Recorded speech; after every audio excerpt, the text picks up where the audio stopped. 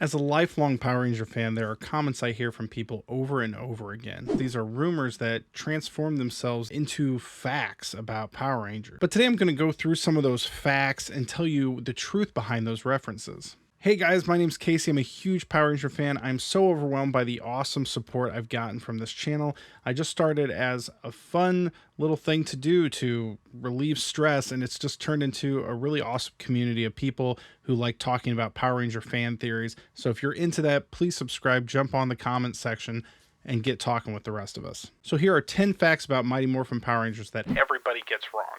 Power Rangers is racist. Whether it's TMZ, a convention panel, or a local news station, Walter Jones, who played Zack, the original Black Ranger, is answering this question on the daily. Hey, you were the Black Ranger, and well, you're black, and well, the Asian girl was the Yellow Ranger, and the White Ranger was a white guy, so... Let me break down Walter's answer for you. First off, the Yellow Ranger was originally played by a Latino woman named Audrey Dubois. She played Trini on the original pilot, which they aired in 1999 as a special. Discussions over pay caused her to leave the show or be fired. It's kind of ambiguous of what really happened. But in the end, they had to recast the role of Trini. Twee was a martial artist, and she brought an amazing energy to the role. The casting director saw her and was blown away. She took over the role, which, yes, happened to be yellow, but that wasn't intentional. It should also be noted that the Yellow Ranger in the Japanese footage was a man, and Chaim Saban, the creator of Power Rangers, wanted there to be more representation of women in the cast. The Red and Black Ranger were supposed to be best friends. The Black Ranger was supposed to be the fun, energetic one, and the Red was supposed to be the stoic sort of leader of the group. Walter has stated that the Black Ranger just fit him more, and in 1993 he became the first ever live-action African-American superhero on television. Think about what the movie Black Panther meant to so many people. That happened on Power Rangers first. Walter has stated time and time again he doesn't feel that the show was racist.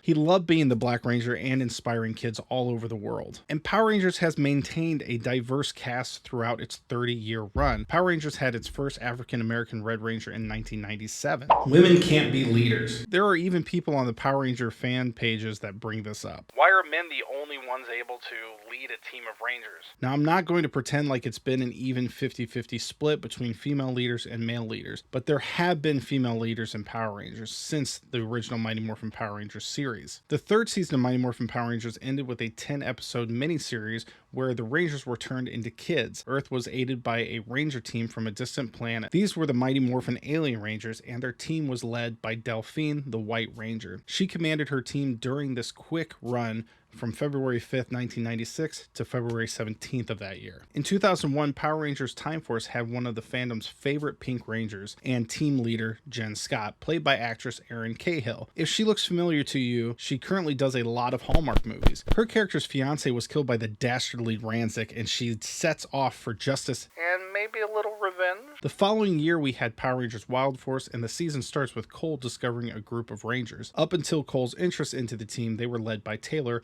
the Yellow Ranger. Taylor does remain a strong voice in the team after that. But some people are upset that no Red Ranger has been a female. Well, that again isn't completely true. In 2005, Power Rangers SPD, we see a futuristic police force style Ranger team that has several different units of Rangers. The A Squad is led by Charlie. She is the first live action female Red Ranger in Power Rangers. Although the series is focused on the B Squad team, which is led by a male Red Ranger, it does give us our first live action Red Ranger, which was actually an original Power Rangers only Ranger. It was not made in Japan and then just used the film over here.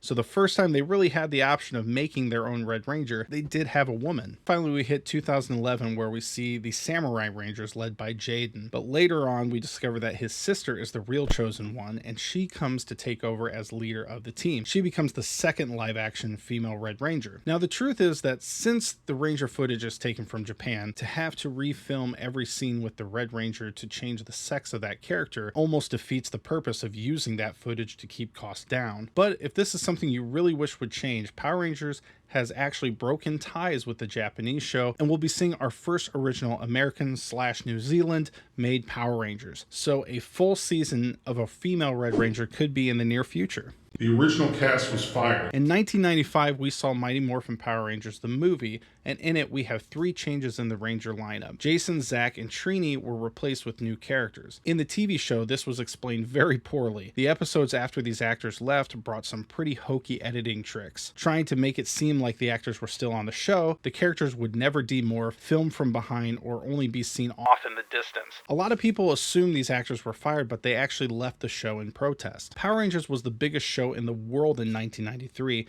and at the height of the success, the actors' contracts were coming to an end. The studio wrote up new contracts, and the actors were looking for fair negotiation. The show was non-union, meaning they didn't have to pay the cast a fair wage or give days off. There were no royalties to the actors for syndication. Toys being sold had their faces on them, and yet they got no part of the money. Now, there are people who try to say that these actors were ungrateful, but they were barely making enough to live while working crazy hours non-stop. Heimsbaum made $1 billion from toy sales the first year of Power Rangers. If you look at inflation in 2022, that comes out to $1,946 million to himself personally, and he wasn't even giving them health benefits. The actors stood up for their rights and the rights of the crew, saying the show needs to be unionized. In the end, 3 of the actors backed out and 3 walked out. It's sad that their time ended before the movie. That is one regret Walter Jones has stated. They stood up for what was right, which is the whole point of Power Rangers in the first place. Jason became an adult film actor. I think this rumor has died, but prior to the advancement of social media, it was widely passed around that the original Red Ranger actor,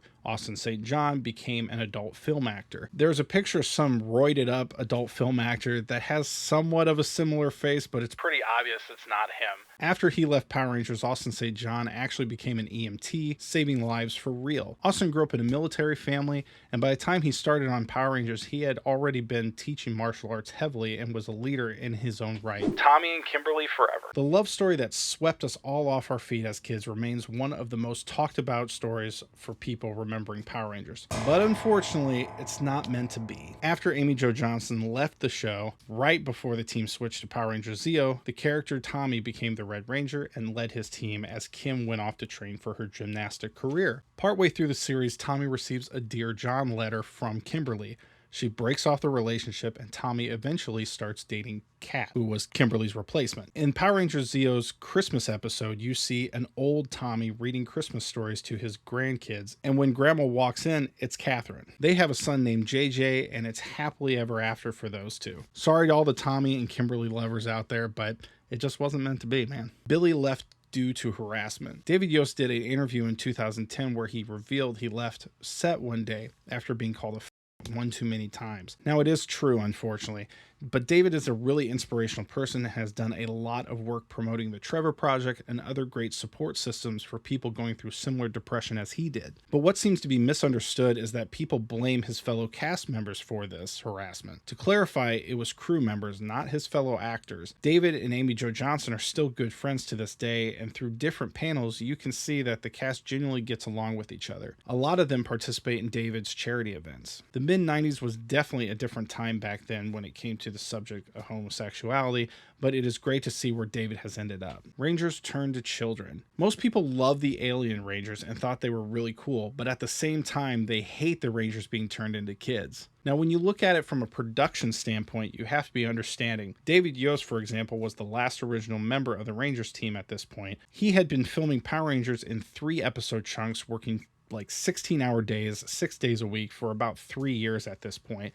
In that time, he had filmed 60 episodes for season 1, a straight to VHS Christmas special, 52 episodes in season 2, a major motion picture, 33 episodes in season 3, not to mention the countless commercials, PSAs, panels, and Make-A-Wish meets that he did constantly. This all took place between 1993 and 1995. The idea of the Rangers turned into kids was given so that the cast could get a break. That's all it was. Give them 10 episodes so they can have a vacation. So when I watch those episodes, I'm not upset. I just think, man, they really needed that break. Before jumping into Power Rangers Zeo. Blake Foster and Michael Lasky. Now, Power Rangers Turbo featured a a new ranger named Justin. A portion of the fandom have a hatred for this character. Some say he was annoying or it didn't fit the show. Honestly, I think most of these comments just come from jealousy. But these statements are always accompanied with making a kid a Power Ranger was stupid. It actually was a clever move by the executives because they were copying the brother show Big Bad Beetleborgs. Power Rangers fame had died down a little, and a new show produced by the same company, Big Bad Beetleborgs, was actually more popular than Power Rangers at the time. This show featured 3 kids who would turn into superheroes, the Big Bad Beetleborgs. With the success of the show, it only made sense to try and incorporate some of the elements back into Power Rangers to make it better and get ratings back up. Unfortunately, the dynamic wasn't the same. The cast around Justin were obviously getting too old to still be in high school, and I believe this is why it didn't work. I actually have one person commenting on a video saying he could kick Blake Foster's. Blake studied martial arts before going on Power Rangers. He is a really awesome guy and with a really strong faith, and he's always telling his kids they can achieve anything. To me, he sounds like a Power Ranger. More recently, Mike Olasky, who played the young Rocky, labeled himself the last original Red Ranger. Some fans get so fired up, their comments are borderlining death threats towards Mike. Honestly, that concerns me greatly. The reason people say he isn't a real Red Ranger is because he never morphed. Now, 99% of the time, it's a stunt guy in the Ranger suits. Some seasons, the actors never wore a Ranger suit during the show. So here's my opinion. Mike Olasky is an adamant martial artist. He also played Colt in 3 Ninjas, where he co-starred along Hulk Hogan. Come on, man, that's pretty awesome. He is an MMA fighter, and he still does the bangarang when in the ring. And that's friggin' awesome, too. Mike goes around to martial arts studios as a guest wearing the Red Ranger costume and shows the kids how to use the power sword. The hope is to help these studios reach out to kids who aren't taking martial arts and get them signed up. Getting kids involved in a discipline Mike loves so much. I personally don't care if he morphed or not. He played Rocky after Rocky was given the Red Ranger powers. If I were Mike and I could claim this, I would consider myself a Red Ranger too. And honestly, so would